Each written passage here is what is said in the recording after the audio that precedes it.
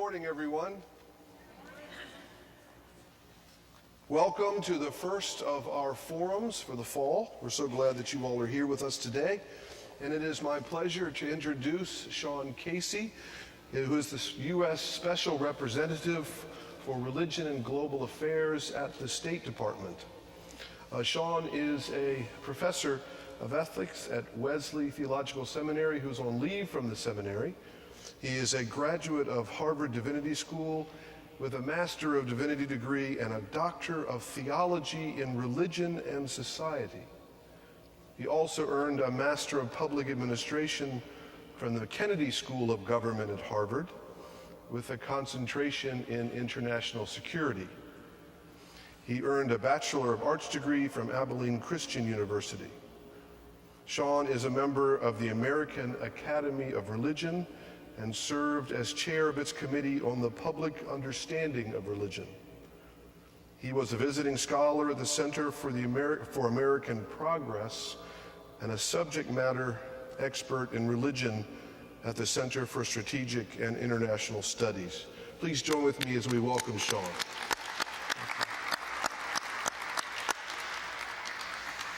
So as we start this morning, I know one of the questions we all have is, what does it mean to be the U.S. Special Representative for Religion and Global Affairs at the State Department? Well, thank you, Randy. I ask myself that question all the time. This is a new position that Secretary of State John Kerry established in 2013. I was the beneficiary of a friendship and relationship within Senator Kerry starting in about 2005. And one of the things that happens to you when you are made Secretary of State is an army of lawyers run at you saying, Madam Secretary, Mr. Secretary, you can do these things. Here's some things you're not allowed to do. And one of the briefers told him early on that he had the legal authority to launch a religion advisory office based on an executive order that President Obama signed early in his administration. And he interrupted the briefer and turned to his chief of staff, who I've also known since 2005, and he said, call Shaun and see if he'd be willing to launch this office. And I was working at Wesley Seminary around the corner, and one morning I had an email from the chief of staff, and he said, could you come over tonight at 6 o'clock and meet with me? And my wife, who's something of a professional negotiator, said, you didn't say yes right away, right? I replied in about 30 seconds after I got the email.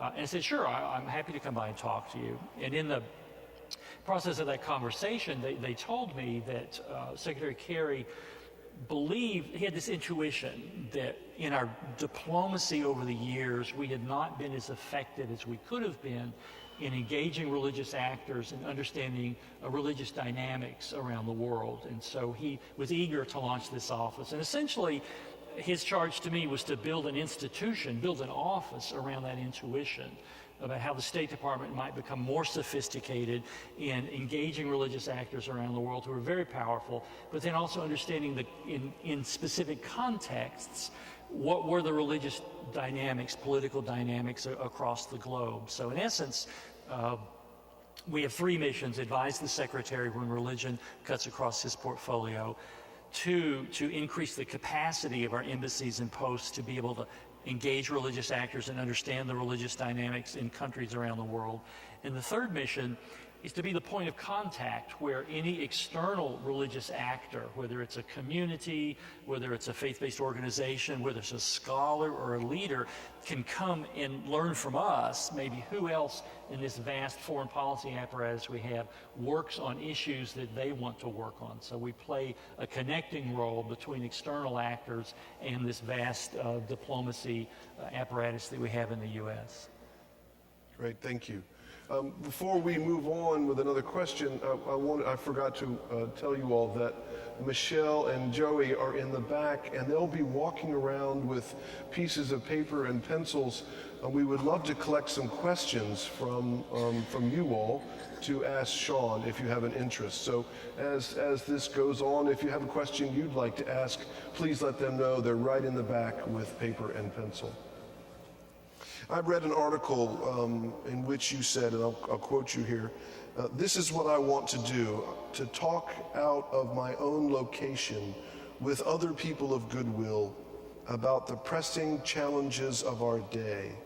I want to push the frontiers of a particular moral tradition, get it to engage in new issues. So, share a little bit, how does one push the frontiers of a moral tradition? What does that mean in this day and age, and what does it look like? Well, I think it begins with the affirmation that we are in an increasingly pluralistic world. Our country is itself increasingly pluralistic. You look around, we've never been as diverse religiously in any other time in our history than we are today. The world itself, with the advent of globalization, one can communicate and learn from different religious traditions simply by sitting in one's computer and looking at the screen and surfing the internet. So we are much more interconnected. That's one sort of demographic political reality. The other reality is you look around the globe and there's a lot of chaos around the globe. Traditional alliances have fallen apart. New alliances have sprung up that no one anticipated.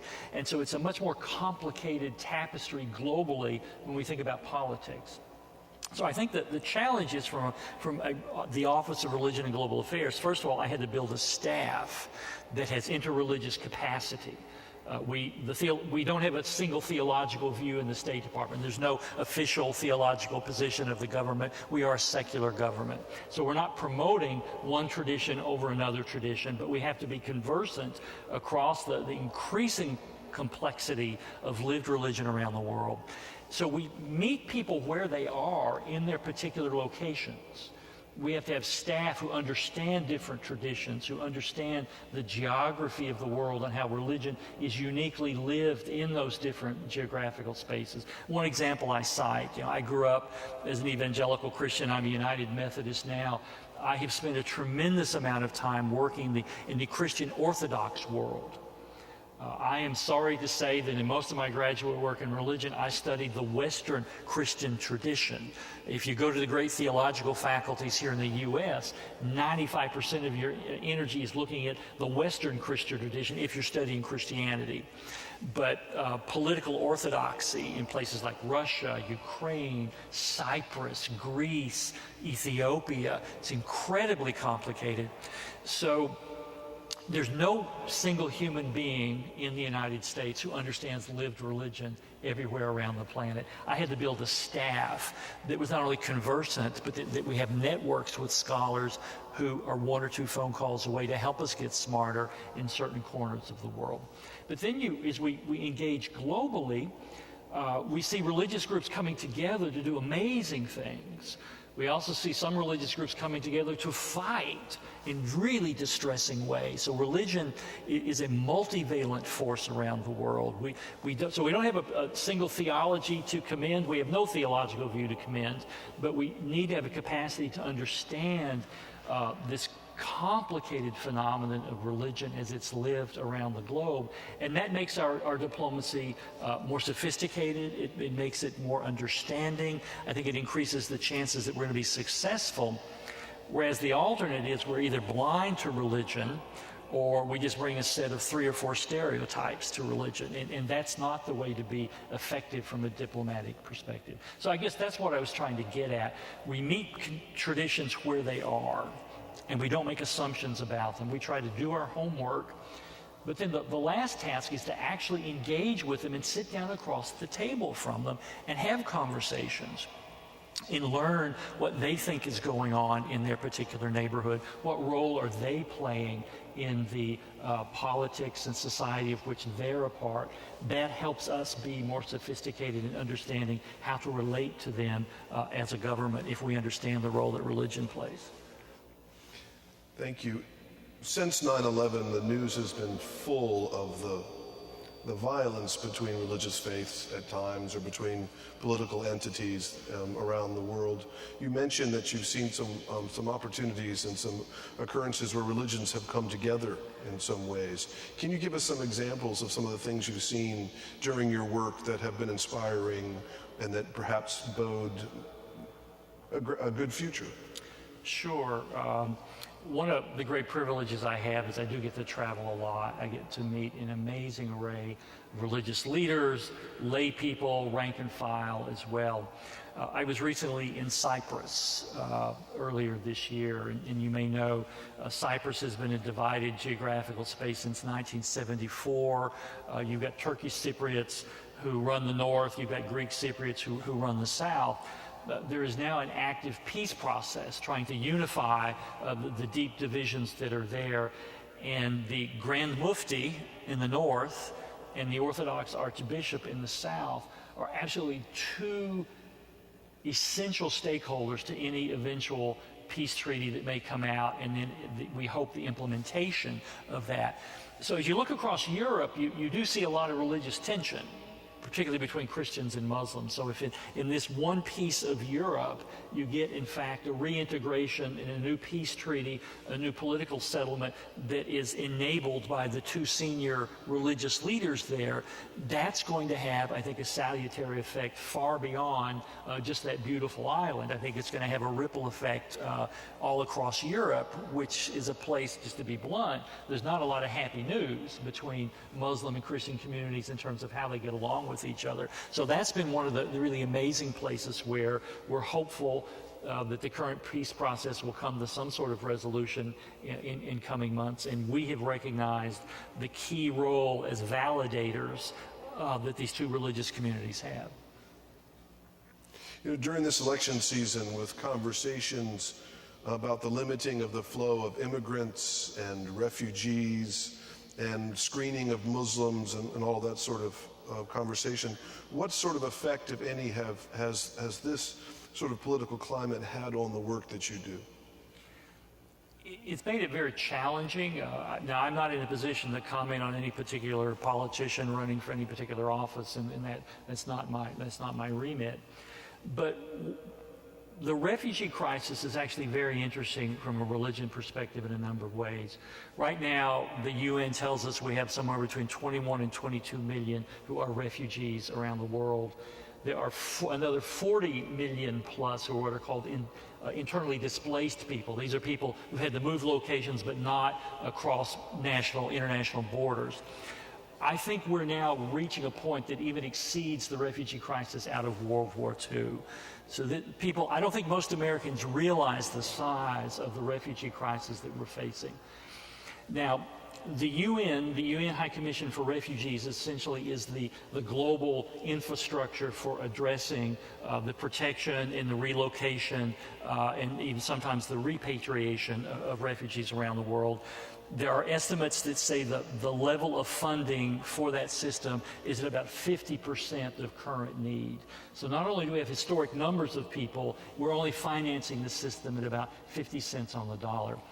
Now, when you focus in the United States, it gets even more interesting.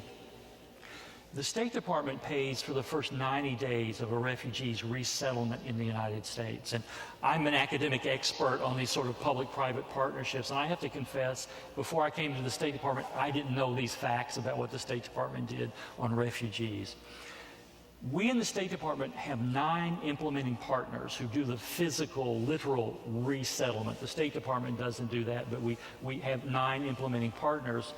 6 of the 9 implementing partners are faith-based organizations, including Episcopal Migration Ministries, so your tradition is deeply involved in this. After 9/11, the number of refugees resettled plummeted to almost zero, and that's understandable for political reasons. I think it was 4 years ago we got back to the congressional cap of 70,000 refugees being resettled here every year. Last year, President Obama negotiated a raising of that ceiling with Congress. So it's 85,000 this year, and we're going to go to 100,000 next year. So in 2 years, we will have expanded our capacity by almost 40%. The key to the resettlement is actually engagement with religious communities.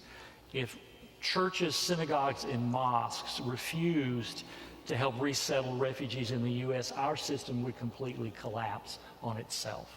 Even the 3 secular, non-faith-based groups have congregational implementation partners and models. So it's really an untold story that American religious communities are at the heart of our resettlement of refugees here. Let me get to your security question. As part of the 85,000 that the president agreed to resettle here with Congress, he said we're going to have a target of 10,000 Syrians, and we've actually just reached that goal a few days ago. Now, I have traveled the country. I've visited 6 resettlement centers here in the U.S., particularly of the faith-based variety. And I've met a lot of people who are under the misconception that American officials are walking the fields and streets of Syria and Iraq and handing out one-way tickets to American cities, like you too can come and fly to Dallas and relocate. The truth of the matter is, we have an amazingly difficult, high security bar for people to reach before they become refugees, before they're approved to come to the U.S. It's the hardest way to get into the United States from a security process. We interview people in country, we take biometric measurements. It is the highest security bar to get into the United States. And if you can't reach that, you don't get to come to the U.S. So that we don't target specific religious groups and say we're gonna give you a level of scrutiny we don't give members of other religious groups. The bar is for anybody who wants to come.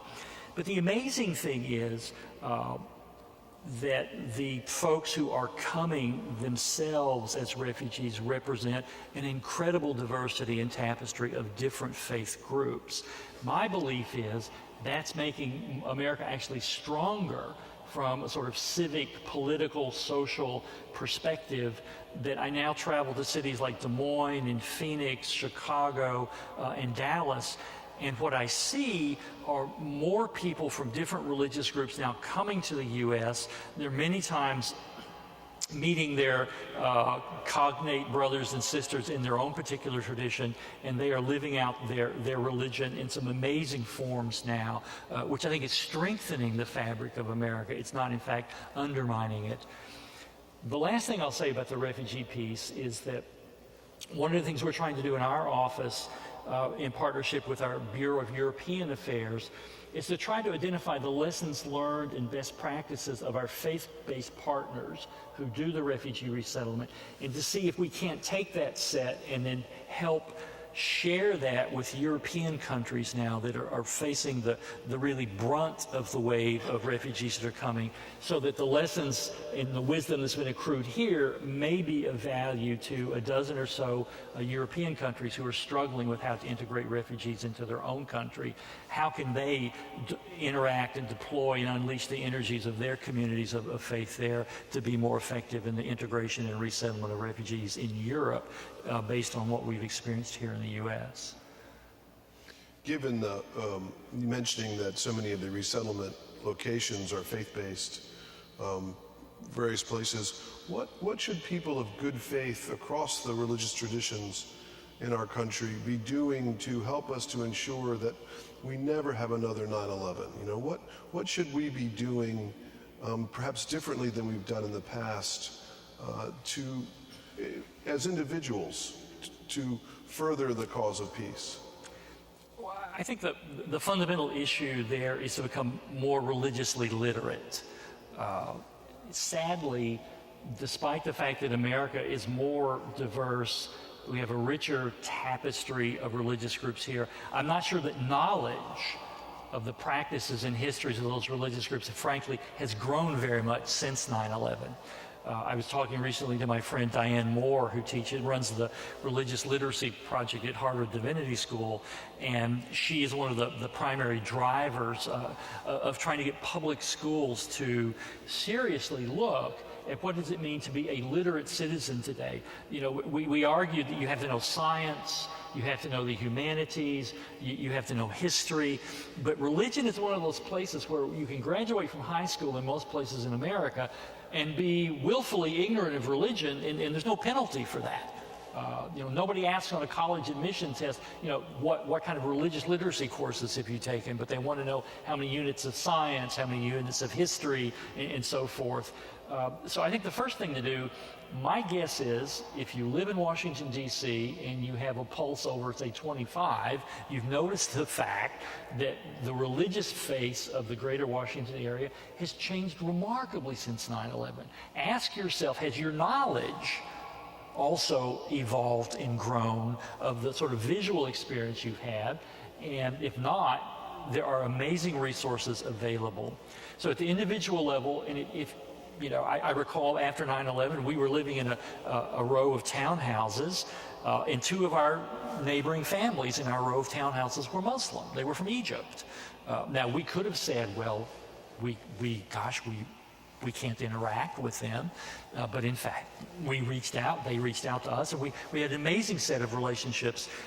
Who is your neighbor? And if your neighbor happens to be somebody of a religious tradition that's different from yours, take the time to learn and meet them.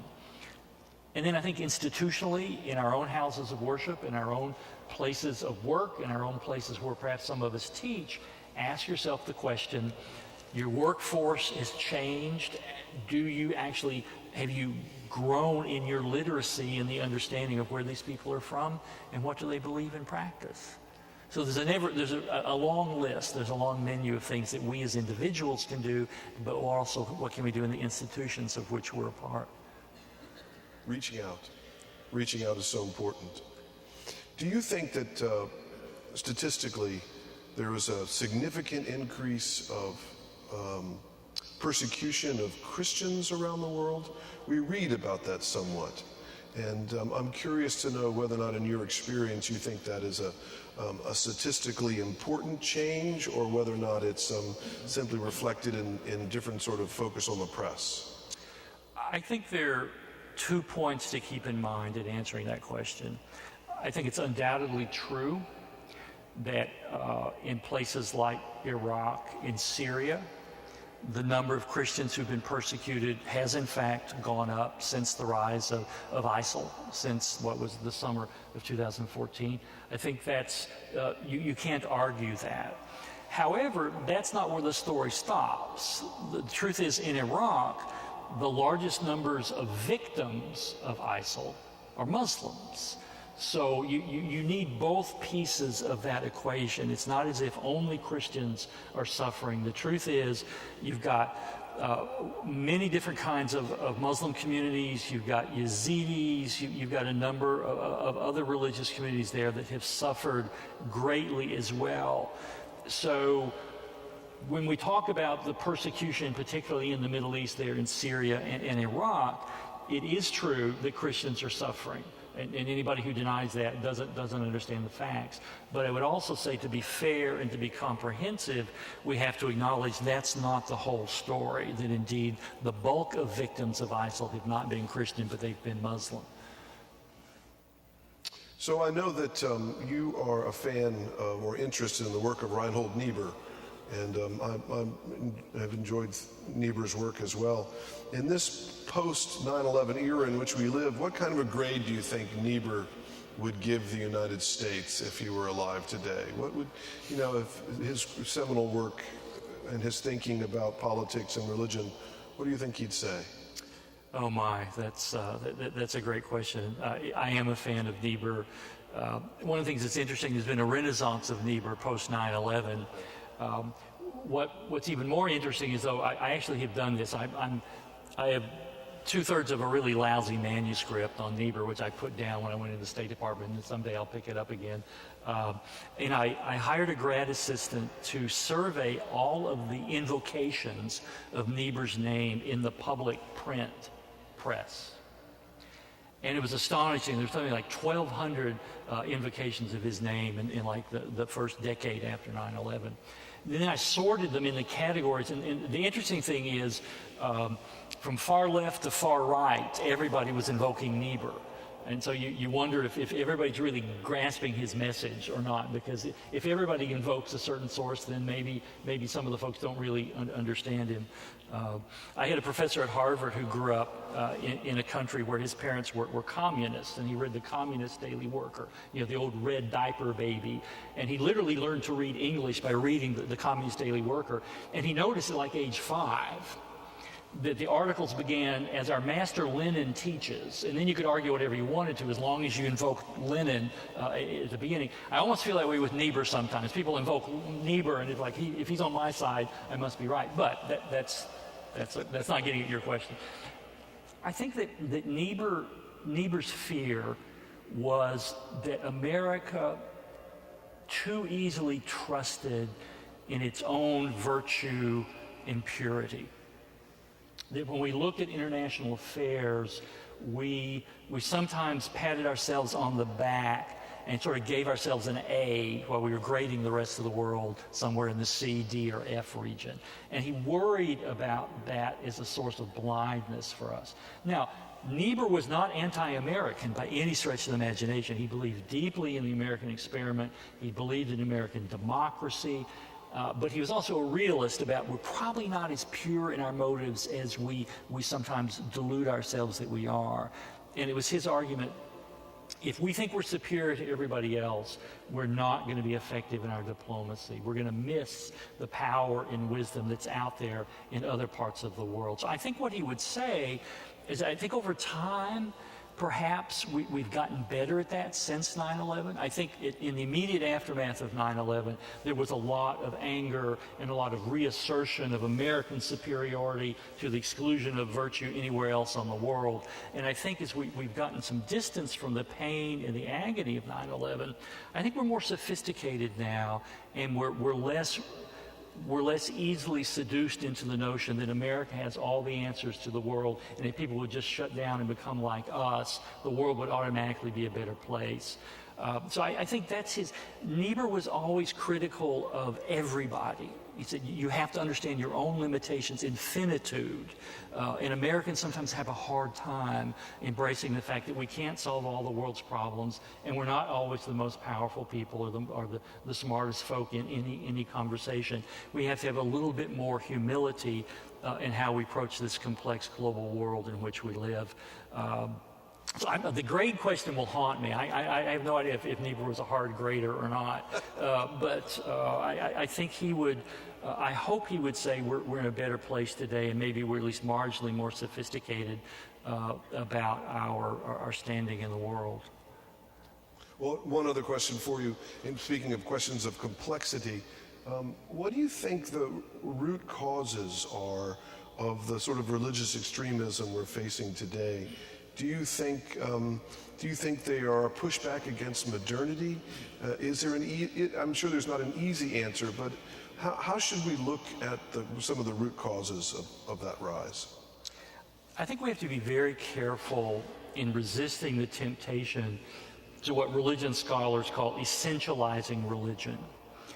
There is an old and venerable view in the West that every human being shares this trait of religious experience, and it just gets expressed or manifested in different ways. So if you're an Episcopal, you express this human essence in an Episcopal Anglican way. If you're a Sufi Muslim, you express this essence in another particular way, but somehow it's all the same beneath the surface. Now, that's been a very powerful argument since the Enlightenment in the West. The problem with that, it's probably not empirically valid. I'm not sure that, and I have to be careful. Now, actually, I'm not going to compare historical figures because I will get in trouble if I do that. I just meet religious leaders that I'm not sure are living in the same symbolic universes and share some sort of human essence underneath that we call religion. Instead, so the way this gets played out is somebody says, well, Muslims, at the heart of Islam is a religion of violence. How many times have I heard that since 9/11? So people who've never met Muslims look at what happened in 9/11 and they say, well, if these 19 are that way, these 19 participants in the atrocities that day are Muslim and they did this violent thing, ergo, all Muslims are that way. I think that's very dangerous. I think that's false. And it's deadly dangerous if American foreign policy assumes that. By the same token, if a Muslim decides because America invaded Iraq and wanted to conquer it, all Christians and Jews are that way, that you're just trading stereotypes. Now, what is difficult is if you say religion and radicalization is complicated and is determined by various factors around the world, you're going to have to work harder to understand it. Our research shows that religion is rarely the sole driver of radicalization or even the main driver of radicalization. It's always a combination of factors. And it's not a combination of the same 2 or 3 factors across the world. It varies by context. So if we're going to respond across the world to the rise of religious-based violence, if in fact it's going on, we can't fall back on stereotypes. We can't fall back on essentialist conclusions that, oh, those people do that kind of thing. We instead have to do research in context to understand what are the constellations of grievances that lead a person in London to get on a plane and go to Syria.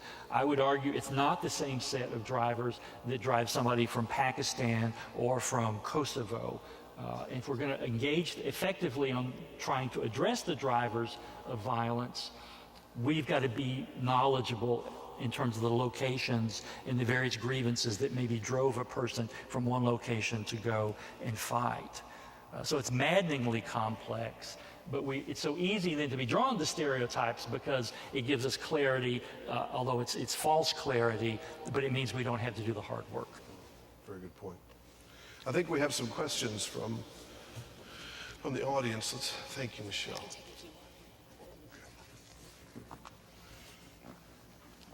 So let's see, here's one. Have you found a common theme across religions to begin a conversation that may be enlarged into developing a cultural tolerance for each religion and country?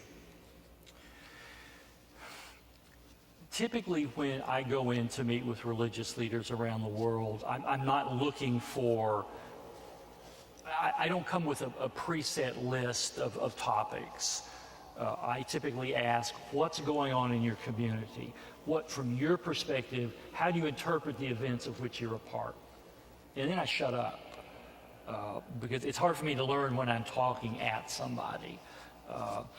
I am paid to investigate. I am paid to meet people and to ask them what they think is going on from their perspective. And then I try to listen very, very hard.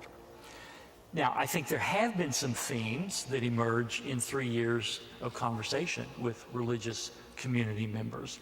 And it's shocking. They want their children to grow up and have a good life. Who knew, right? They want their economy to be sufficient such that people can eat and they can be safe. They can get an education. They might be able to buy a home at some point. They care deeply about tamping down violence. And so you listen for a while and you begin to see in different contexts there are overlaps that emerge, but not overlaps that can be imposed by the United States government. I think that's the difference. That historically perhaps we have not been as good a listener as we could be in engaging religious communities. And I think it's really, it's showing up. It's having done your research so that when you're sitting across the table from the ecumenical patriarch, you know something about the history of orthodoxy in the world. You ask them what's going on in their community. You ask them what are their views of American policies. And then you listen intently, and it's in that give and take that emerges that you begin to see where the overlaps might be. Thank you. So here's another good question. The U.S. public strikes me as far less receptive to taking in immigrants/refugees now than we were after the Vietnam War. Do you agree? What accounts for the difference or change in attitude, if you think there is one? This spring, I did a tour, I think I mentioned, of 6 cities to visit some of the faith-based refugee resettlement cities. And I picked some states where I knew the political rhetorical environment was less than perfect. In other words, where you had senior elected officials saying, not in my backyard, no, we're not going to have those people come in. And I was prepared to hear that actually filtered all the way down to the street level. But I'm happy to report in several of these resettlement centers, I came in kind of cynical and depressed thinking that this thesis is true. But the leadership and staff of these resettlement centers said, oh, no. When our politicians say less than smart things, our phones begin to ring. Churches, synagogues, mosques call us and say, we want to help you resettle Syrians in our town. How can we do that? So there is a real disjunction, at least in my experience. Now, I also have a sociologist friend who says, Shaun, the plural of anecdote is not data. So I'm selling anecdotes here, but there is some empirical proof. I think I'll get to that in a second. So what I discovered was that at the community level, mayors, faith communities, public schools, police departments, civic organizations are doing what they should be doing. They are embracing this increase in the number of refugees. So at the sort of street and community level, there's been an amazing outpouring. I can point you towards some news coverage. Deb Amos from NPR has done one story in a series of 3. She's got about a second one coming out very soon about how at the grassroots level American faith communities are reaching out and helping people who are refugees from different religions than the congregations to be resettled. So I think there's a disjunction here. I think at our national political level, there's no doubt there's been a lot of ugly things said about refugees. But we moved from 70,000 refugees last year being resettled to 85,000 this year. We're going to hit 100,000 next year. That doesn't happen just because the president and Congress agree. That happens because local communities and their religious partners are actually expanding their own work in this space. So at the basic level, I would say that's not true. I think at the local level, American society is actually more open to refugee resettlement now than it was 20, 30 years ago, even though our political rhetoric, which is where we tend to focus, might give a different impression. That's good news. We might have time for maybe 1 or 2 more questions. Let's see another one here. Do other countries have a similar department or a similar position to yours in their foreign service? And can you give some, if so, can you give some examples? We are part of a transatlantic dialogue. I think we now have 15 other countries that are contemplating analogous work to our office. I really shouldn't name names because some of them are still fighting kind of some of the internal political discussions.